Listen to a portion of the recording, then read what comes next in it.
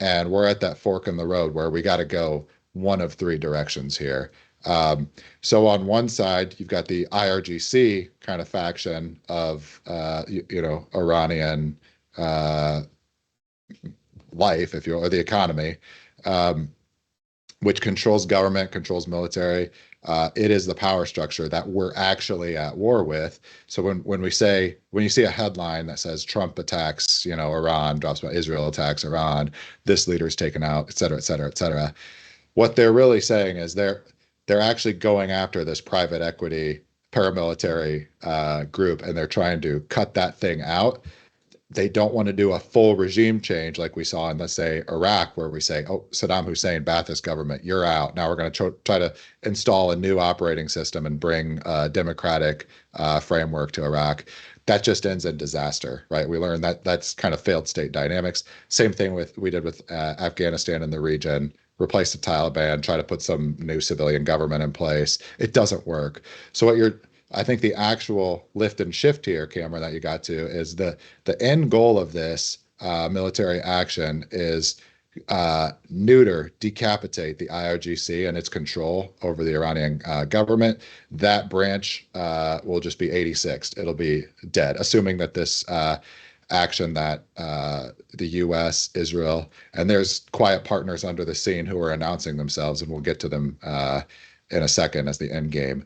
That's path A in terms of how this thing resolves itself. You'll see an IRGC out of the picture, and the existing civilian branch, the executive government, could take over the reins of governing and operating the economy of Iran. But it will not be a new government. It'll just be a continuation, right?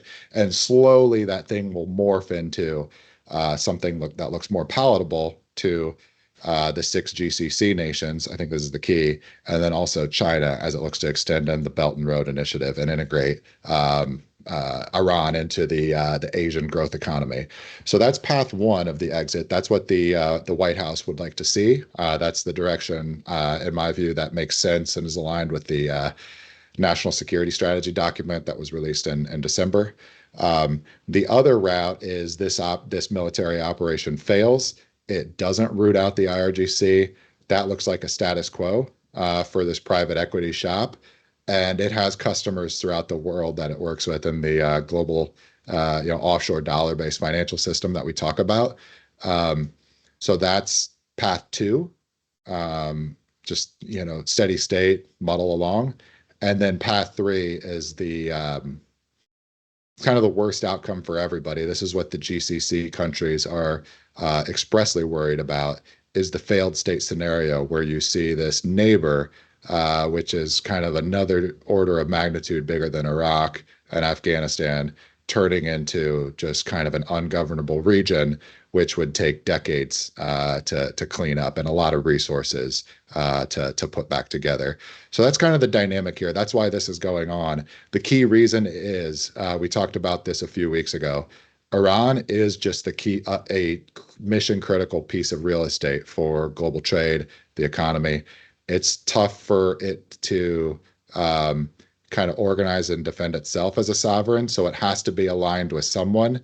And the key thing we're fighting over now is who is this piece of ground going to be aligned with? There's certain checks and balances that, party A doesn't see party B as a viable option. Same thing, B does not see A.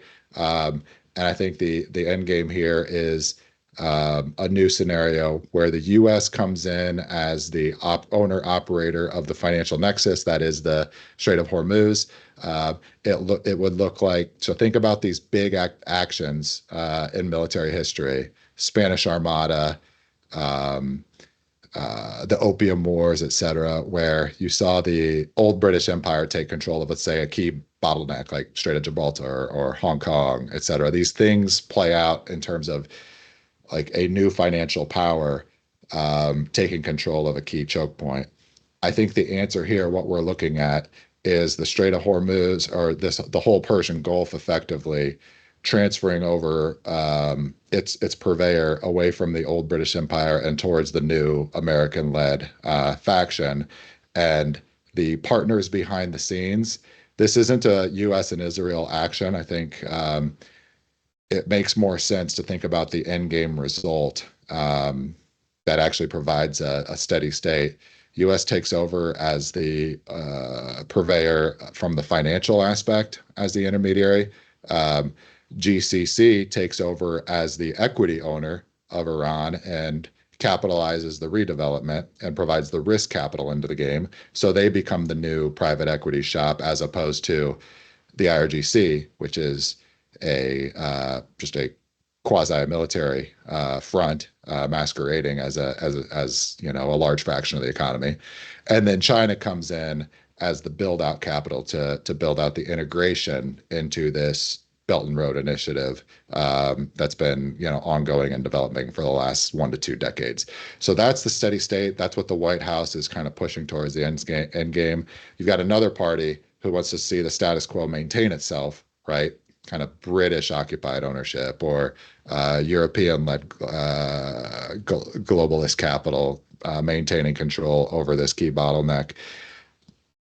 The status quo can't hold, though, is the thing. So one way or the other, like same way British Empire came into conflict, the upstart came into conflict with Spanish Empire at the English Channel in 1588. This is one of those things, and similar like major moments in history, and this will determine how the next, more so than decades, possibly centuries, kind of play out.